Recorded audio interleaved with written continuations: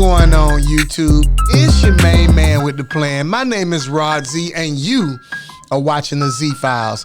We're here in the studio, and this is a show that's here to inform, educate, and entertain. We've done, I think this is episode number 8. And I'm here at the Boss Move Studios here in sunny, beautiful Orlando, my hometown, with my producer, Bub. What's going on, Bub? What's the deal, Rod? Hey, man, I'm chilling, man. I hope you had a great Thanksgiving. I know I did. And if you didn't see the Thanksgiving edition, which was the Florida Classic edition of the Z-Files, make sure you check it out. Make sure you check Florida Classic, the FAMU Rattlers, Bethune-Cookman Wildcats, and everything that's HBCU football on that episode. And we want you, like I said, to like, share, and subscribe. And make sure you hit me on my Cash App. That's $ Rod Zigger. If you'd like to contribute to the show, we love your support. You know, everything we do nowadays need money. Cash rules everything around me. So the Z-Files is no different. If you want to support us, go to $ Rod Zigger. Hit us with a little change. Any dollar amount is great. We want the big money, but hey, we'll take anything right now. We ain't being no bank. Bub, what about we taking food stamps, Bub? The EBT card. Hey, they can take us to the Walmart or whatever store. Drop us off and get us something to eat. Exactly. Some snacks in it. We just need a little support around here. That's you know it. what I'm saying? We ain't saying we ain't blessed. We just saying if there are more blessings out there, we want them. And you can like, share, and subscribe. That's currency too. That's big for us. Like, share, subscribe. Make sure you watch the show. Enjoy. We got episodes. The first season is going well. Go back, catch up, and tell your friends and family about us. Look, we're getting ready to turn this thing into something big, and we want you to be there every step of the way for our journey. So, with all that being said, let's get into this. But we got King Harris, our good friend, the 19-year-old son of rapper, actor, content creator T.I., and also the son of reality TV star and member of the R&B group Escape, Tiny. T.I. and Tiny's son, King, who has been on television several times with the T.I. reality TV show, and it appears that a video is out that went super viral. The boy is out basically saying he got it from the dirt. He came up hard. He used to be at his grandma's house in them streets, getting into fights, gang banging, shoot 'em up, bang bang, slanging dope. He said he's staying on business, and he basically said that T.I. and Tiny didn't raise him. Silver spoon, I ain't never ate with that day a day in my life. Nigga, you did have a silver spoon. Look, Tip used to have to come to my grandma's house because I'm getting in the You fight. cried like a baby to go to your grandmama's house. Every day. You used to hold your breath Every and day. throw tantrums to go over there. Neighborhood. I don't want to be in these gates. I want to be outside in the neighborhood. That's why I want to be over there. But they don't understand No, that. I'm going to tell you the reason why he want to be over there. Y'all ready? Because he can suck and pacify over there till he was 12 years old. He was sucking pacify till he was 12 years old. He couldn't do that in the house. You cried like a baby. Hold your breath. Yeah. They trying to say I was over there trying to suck a passy, but they ain't going to tell you everything like that. Hey, He know I stand on business. He know that. So we're going to get into that for a minute. But what is going on with these young people, man? Man, to me, he's a little bit touched. I'm serious because, for one, I remember when the show was coming on. Right. And they say that he would show up, I guess, the days he would record. Didn't really care or even understand, what that was about. But now I see he lived with his grandmother. And if you saw an interview with his mom, Tiny said that he lived there. I think T.I. said the same thing because he can be a baby. His grandma allowed him to act She allowed him to wear his pacifier at age 12. Exactly. Right. So I don't know. I don't get it. He said he don't want to be inside those walls of the mansion. That makes no sense to me. Yeah, but when you say that though, let's look at it from his side. I think he could have found a better way and better time to express himself. But is he telling the truth though? Did he grow up with his grandma? And was it not because he wanted to go over there as much as T.I. and Tiny wanted to drop him off. Remember we talked about the grandparents being young? The young grandparents. Did they want to drop him off? Because let's keep it real now. Mm-hmm. It's some, I'm not saying it's true, but it's some stories out there about T.I. and Tiny too now. Yeah, no doubt. Being some wild cats. Right. They wilds out. Right. So is this a cry for help? Is he crying out for help? You think? I don't know. I know that, they're well off. But one thing I know about him is he got a clothing brand.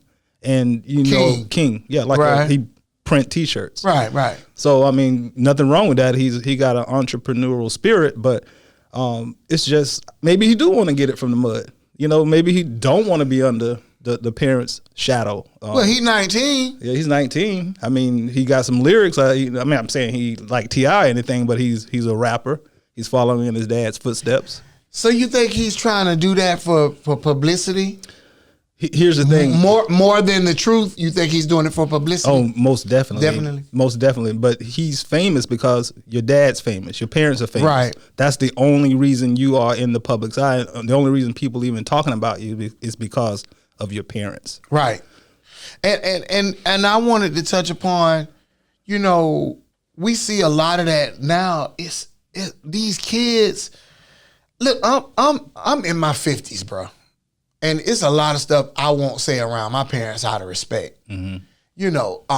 I know I'm grown, this, that, and the other, but it's like the respect level has gone down. Even now it's starting to get into, it started a long time ago. It's starting to get into the houses.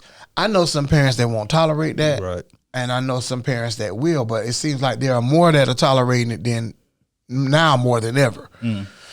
What you think about that? Because if you didn't believe in the Bible or you don't go to church, you don't read the Bible, hey, to each his own. Mm-hmm.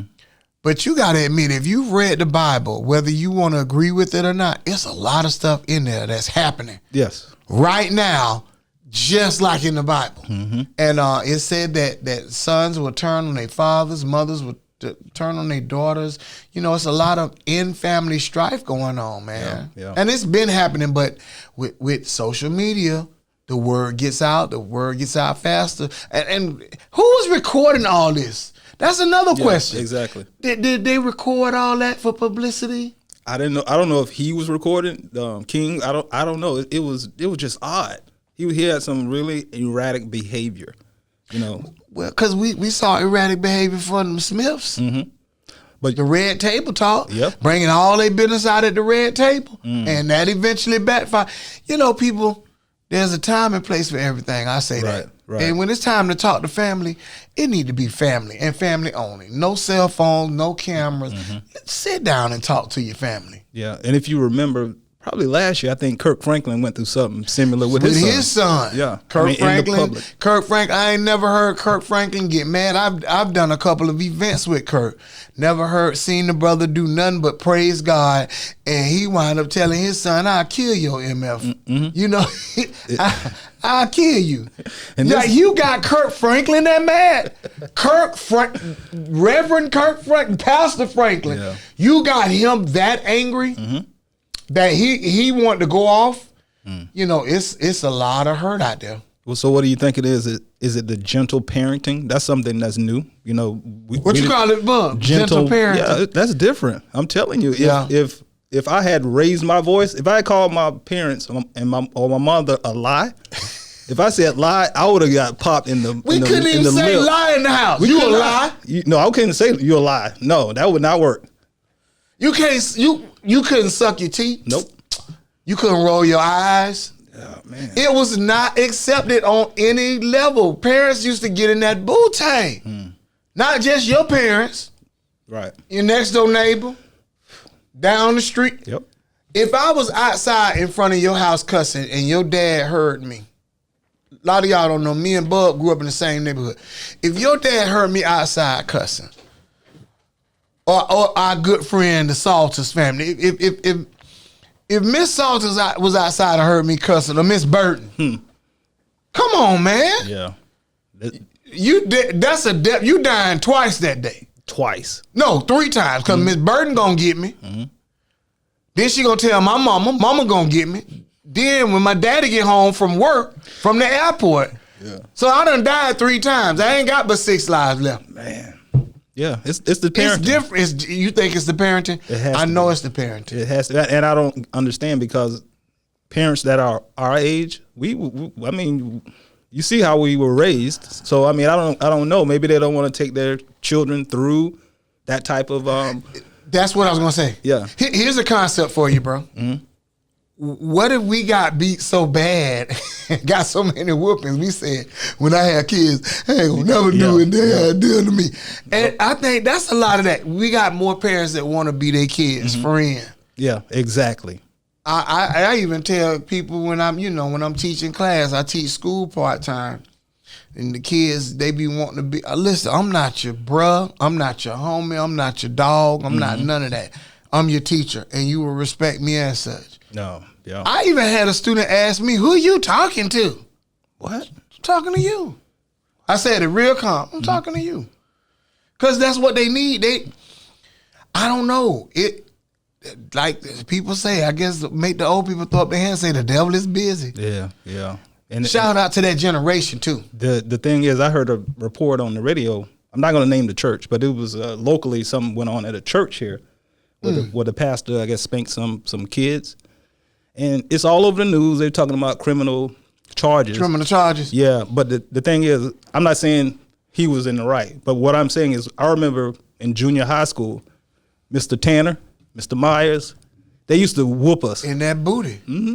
But see, that's where a lot of parents, and I'm afraid to, not afraid, I'm sad to say that race has a lot to do with it. Yeah. Because a lot of black parents didn't want the white assistant principal beating their kids. I don't know if it reminded them too much of slavery or whatever it was. I don't think we have a right to put our hands on people's kids, other people's kids, unless you family now. You know, my nieces, nephews, and little cousins, they know they can get it. But I don't think that parents back the teachers and the staff and faculty and staff at the school up enough anymore. There's not enough parents coming to the PTA meetings. There's not enough parents saying, just call me and let me know what he or she is doing in class, and you won't have that problem tomorrow. Instead, now you get, well, what you did to him or what did you do to her? Right. Because I heard you be in the class popping off and you don't get paid to do, like I've heard parents do this to teachers, faculty, and staff at the school. And I'm telling you parents now, teachers are like one of the last lines of defense. The parent is supposed to be the first line of defense, but that teacher, that counselor, that youth counselor at the Parks and Recreation, because I've done that too, they are like the last line of defense, and your kids spend more time with them at times than they do with you in the course of a week. Only time you got them a long time is the weekend. So during the week, what are you doing? Are you supporting these people, or are you part of the problem? You understand what I'm saying? So shout out to T.I. and Tiny. I'm praying for y'all. I'm gonna say this: we've got to start putting out good energy too. Right. So T.I. and Tiny, if you see this or hear this video, know that we are praying for your whole family, and I'm praying for King.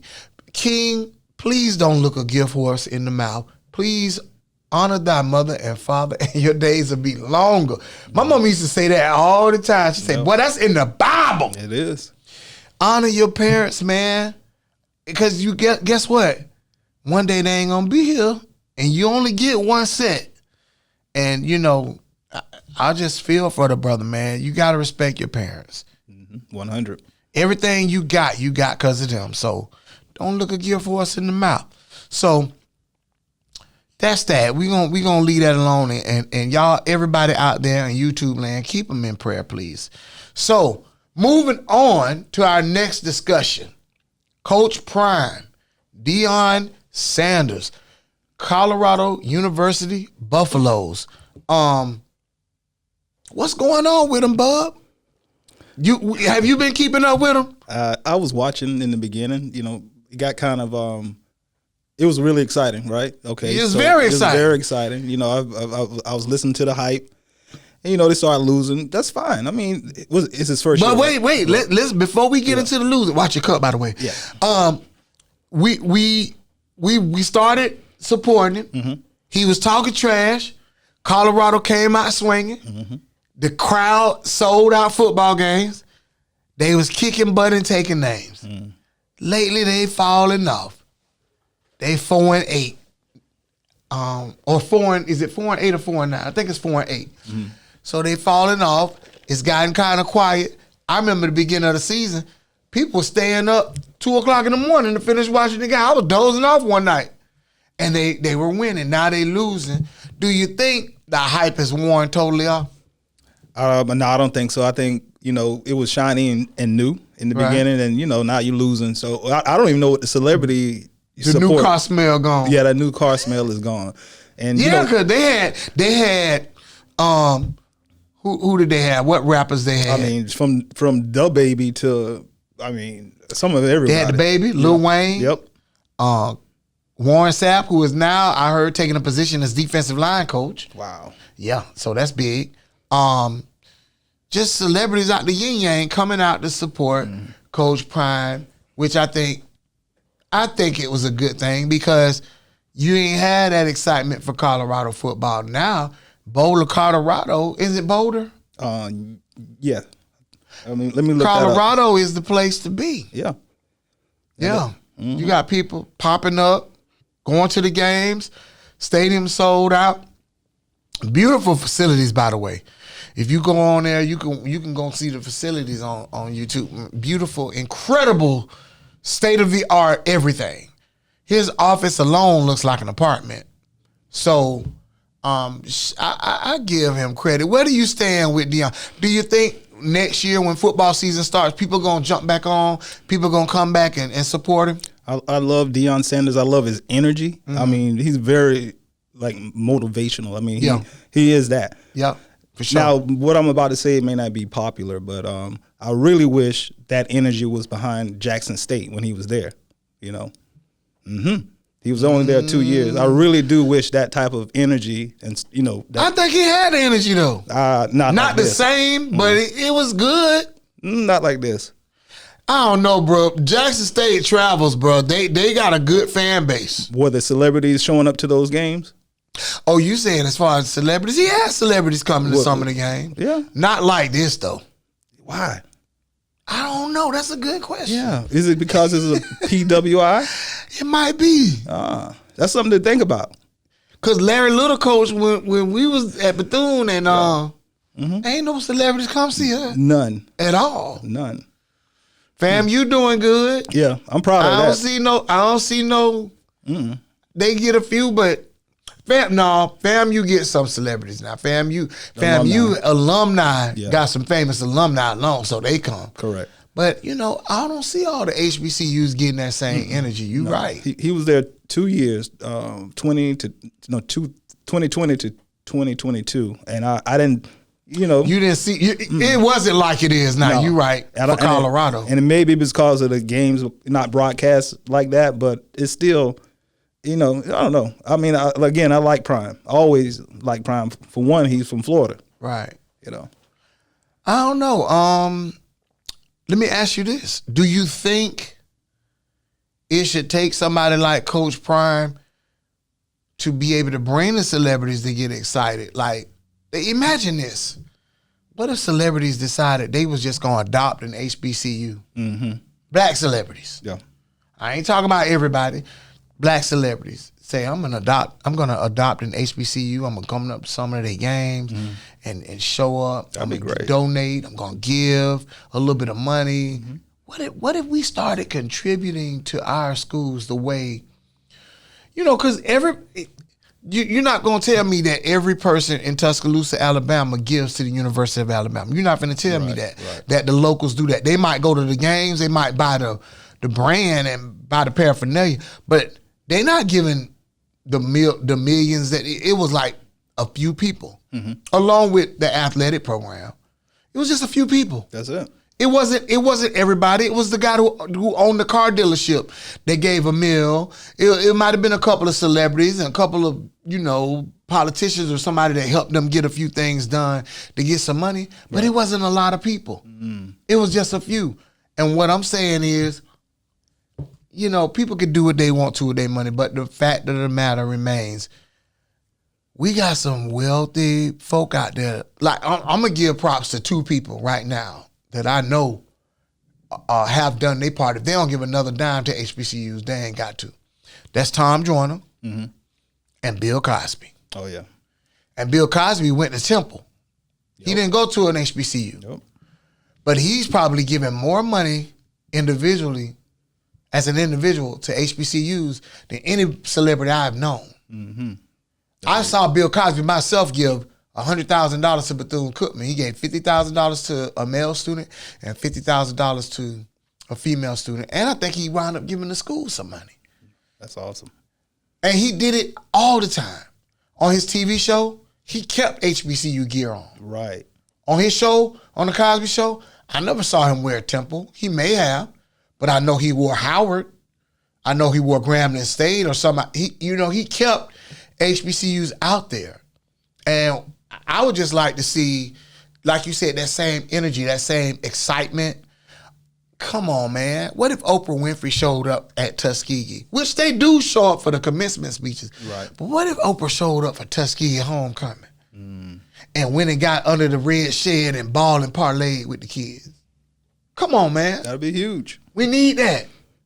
We need to be able to touch that, and we need our celebrities and athletes to come and give back at our HBCUs like never before. Yeah, and that's, again, I love Prime.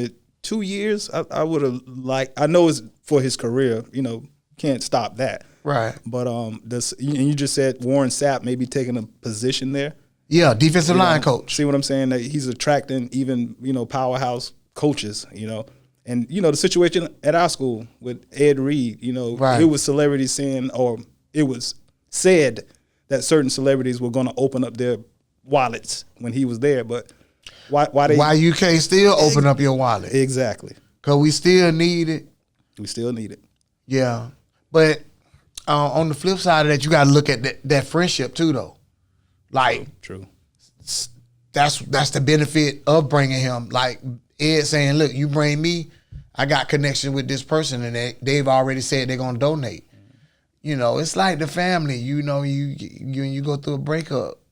You love them still, but right. You can't come to the barbecue no more. Mm-hmm. You can't come. No. So we'll see. I wish Coach Prime the best. I think what he's doing, not only what he did for HBCUs, I think what he did for HBCUs is still having a positive effect on HBCUs. I think HBCU football has stepped up because what he did with Shador and Shiloh, taking them from Jackson State and them being able to go to the PWI, they still balling. Yep. They still playing well. They are. Even though they've been losing, but Travis Hunter still is Travis Hunter. I think it overall will have a positive effect. I think he gave us a blueprint of how things can be done. He showed us that it was possible. And I think more now than ever that HBCUs, not just even without the energy we were talking about from the celebrities, HBCU alumni as well as HBCU fans need to be supporting those schools now more than ever. So good luck to Coach Prime. Thank you for what you've done. Thank you for what you're continuing to do and showing all that black excellence, because that's what I love about it. All right. So let's talk about Black history now. Let's talk about Black history in the hair care arena. Bub, do you know who Madam C.J. Walker is? You heard of Madam C.J. Walker? Yeah, most definitely. Okay. Have you ever heard of Krista Mae Jenkins? Krista Mae Jenkins. Krista M. Jenkins. Man, that sounds like a no, I haven't. I'm not going to say it, but no, I haven't. Miss Jenkins, no, I never heard of her. All right. So in Black history, and I want to know how this woman is not recognized because nobody knows of her. Krista Mae Thomas was born in 1920, and she's from Louisiana. And this woman got a science degree from Leland College near Baton Rouge in 1943. She was born in 1920. Oh, okay. Tough times for Black people. Yeah. 1943, still tough times for Black people. But she managed to get a degree, and she worked at a wig manufacturing company in Chicago. And in 1949, she began working on a technique to make a more secure fitting wig. She then moved to Malvern, Ohio, and began studying how sewing in commercial hair with a person's natural hair added length and body. Thus, in 1951, Jenkins filed a patent for her hair weave technique, which was granted in 1952. She owned and operated her Christina's Hair Weave penthouse salon in the Shaker Heights section of Cleveland until 1993. And she also taught her hair weaving technique at hair shows across Europe. Jenkins was married to jazz pianist Herman Duke Jenkins and raised one daughter together with Miss Sheila Jenkins Cochran. Now, there's some dispute over Jenkins' claim to the hair weave, and some historians stated that the technique was used in a similar fashion dating back to ancient Egypt. But my question is, why this lady ain't being recognized? Hair weave is all over the world. Everybody got weave in their head now. So she created the weaves? She came up with the technique and the pattern, putting even human hair and weaving it in to add body and length. CJ Walker got her props. Why I ain't never heard of Krista Mae? I don't know. I mean, aside from her revolution, there was only one major revolution in hair in an era that really was big, and that was the curl. Oh boy, the Jerry curl, the California curl. Remember the California curl? Yeah, do I? I remember that. I didn't have one. I kind of wanted one because of Michael Jackson. But everybody wanted curl. I wanted one because Michael Jackson had one. But that's right. You know what I mean? I had one. I remember. You remember? What you remember about my curl, bud? I remember the you had like the little Ralph Tresvant little the little cut. Yeah. Yes, sir. I remember that. I had the fade on the side with a little paw, but it was. It was Ralph Tresvant. Yeah, you had a little style there. It was awful, bub. Let's tell the truth. It was awful. It was, man. That was parachute pants and Jerry curls back in the day. Hammer! They put me in the mix. I remember going and get a curl, right? When you first got it, that thing be tight. Them curls be in there tight. You put your little relax, you put your activator, spray a little bit, put that cap on at night. Man, you wake up in the morning, grease be all down here. You be having bumps. You be having bumps all on your forehead, bub. Oh, man. And then ain't nothing worse than putting activator in your hair. And that job don't activate them curls. Because you had what you call new growth. It just, your hair grow out of the curl. Right. And you just have like a bad perm. And you be trying to, you be trying to put that activator in that man and get that thing, the curls to pop, and it don't be popping no more. So don't you got to put the little bag on your head? Listen, at a certain point, you got to go get another curl done. You got to put some more juice in your head because after a while, it ain't activating no more. So you had to go get it. And I remember back in the day, man, everybody was getting a Jerry curl, man. I think my aunt got one right now. You know, she old, but you know. What Dion say? Look wet, but it was dry. Yeah, man. Let me tell you something, man. I remember Steve and Jeff's shop on Bruton Boulevard here in Orlando. Yep. Listen, if you come to Orlando and you're looking for, that's like the Black Main Street here in Orlando. Several black churches founded on that street. But on the corner of Columbia and Bruton Boulevard Right. was a shop that had two bad brothers you know so well, Steve and Jeffs. When I tell you, you had to wait months to get an appointment in there to get a fresh curl, man. Listen, if you was a client of Steve and Jeffs, you better, when you got your curl freshly done, you better make your appointment for the touch-up. Yeah. Because you wasn't getting back in there, man. I heard that was the place to go. That was To it. get it tight, yeah. That was the premier spot. Shout out to Rodney Salters. Shout out to my dog Rodney Salt. Listen, that yellow and red look like United States Marine. That bottle of Carefree Curl. Yep. Look here, man. They had stacks of it, man. They had the whole kit. They had the activator. They had the spray. Oh man, it was the best of times. It was the worst of times. Do you think styles come back? Do you think that will come back? Hell no. No, I hope not. I hope not. I'm serious. They do come around. I saw it picking up at one point. I know the high top fade is back. That's back, yeah. And like I say, these young guys out here, we had those in the 80s. No, I think the guys now they jumping straight into the weave. They twisting their hair. They putting color in their hair. It's a wild world out there now. Yeah. Now what's the lady name again? Jenkins? Yeah. Christina M. Jenkins. Yeah, I'm surprised. She's not getting her props. Like, she ain't getting her props. Nowhere in Black history. All this weave around here.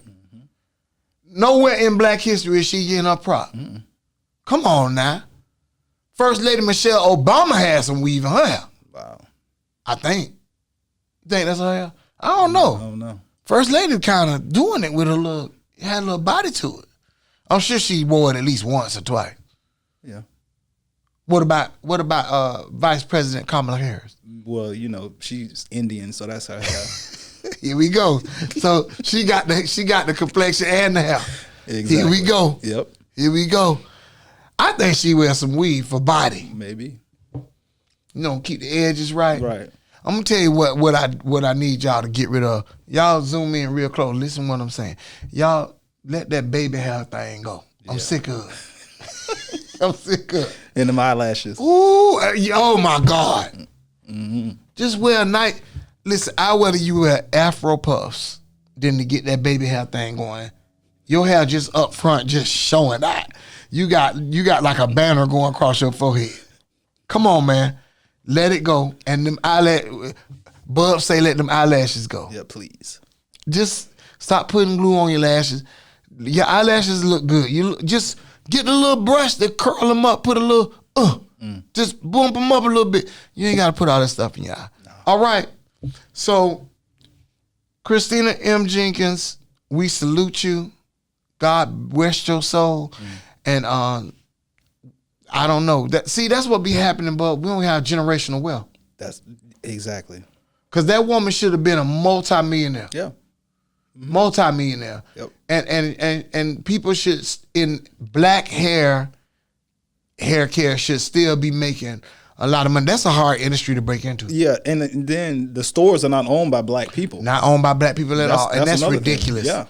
Madam C.J. Walker, Christina M. Jenkins, and several more people. There are a few in Atlanta that own hair care products. But I think Bronner Brothers was one. Yeah, and they used to have a big hair show. But there are more black people, as good as we do hair, as well as we do hair and the salons that we have, there should be more owners and entrepreneurs that sell these products. And then black people, let's stop. I saw one lady, she had a weave shop. She had the bundles hanging up. You could go in and order what you want. Yaki number 5, let me get 2 pounds of that, or however y'all order it. And they robbed the lady, man. Took all the weave. What you gonna do with stolen weed? They're gonna sell it. It got a serial. It got a track on it. There's a track on it. It got a track on them tracks. So anyway, man, those are our topics for today. We decided to stay around the studio, hang out today, and just kick it we've been covering a lot. Please go back. Make sure that you follow us, like, share, and subscribe. Make sure that you catch up on all our past episodes. Make sure if you want to support us financially that you give a donation, go to our Cash App, $Rod Zigga. That's RODZIGGA. And any donations you give for the Z-Files will be greatly appreciated. We thank you for your support. Now, before we go, we got to sign off with the HBCU Spotlight of the Week. Their colors are blue and gold. Their mascot, the Aggies. And they're located in Greensboro, North Carolina. Aggie Pride, North Carolina A&T University, you are our HBCU Spotlight of the Week. With an enrollment of over 13,000 students, North Carolina A&T is the largest historically black college or university in the United States, a position it has held since 2014. The university's College of Engineering graduates more black engineers than any other campus in the United States. Its College of Agricultural and Environmental Sciences produces more African American agricultural graduates than any campus also. The university is also a leading producer of African American kinesiology undergraduates, landscape architects, nurses, teachers, and journalists. The university offers 54 undergraduate, 29 master's, and 9 doctoral degrees programs through its 8 colleges, 1 school, and 1 joint school.